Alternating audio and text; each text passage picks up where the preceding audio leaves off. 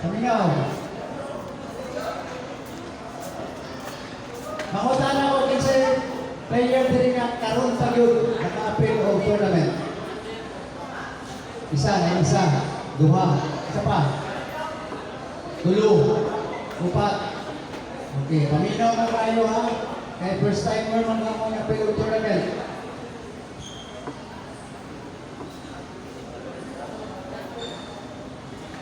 Ang number of rounds nato is 7. 7 rounds. Ang ato ang time control is 15 minutes plus 3 seconds increment. Okay? Meron tayong 3 offense. Meron tayong dalawang violations. Ang isa illegal, ang isa infringement. Sa illegal, meron tayong dalawang offense. First offense, additional 1 minute to the opponent. Then, i-less na itong remaining time ng kalaban.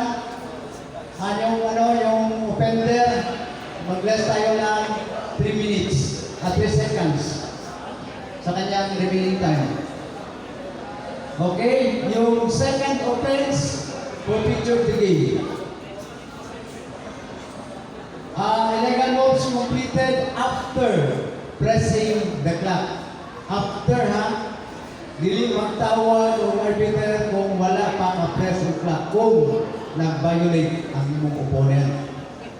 Okay? Illegal moves as follows: wrong movement of pieces, exposing the king under attack, capturing the king, using both hands in executing, castling, capturing, and pawn promotion.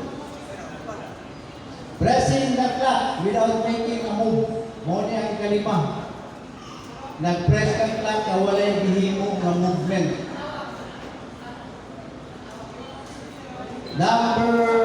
Number 6, pawn promotion. Unreplace. Nag-press ng clock. Dapat i-replace mo na yung phone na gi-promote mo, then kwaon tong phone, press na clock. Muna sa ito mong giilis.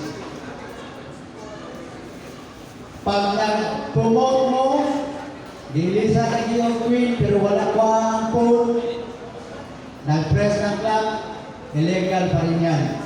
Kunin yung phone. Okay?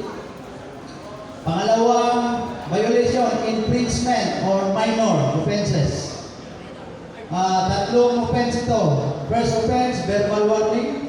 Second offense, additional 1 minute to the opponent and a deduction of 3 seconds to the offender.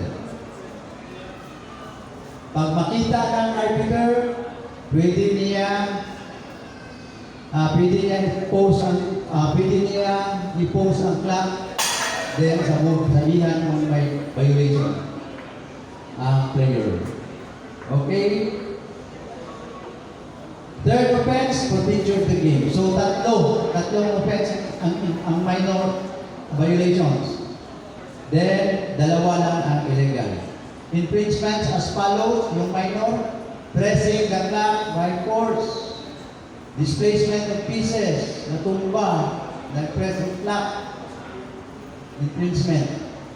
Double hands, nag-move sa right, nag-press sa left sa clock, infringement.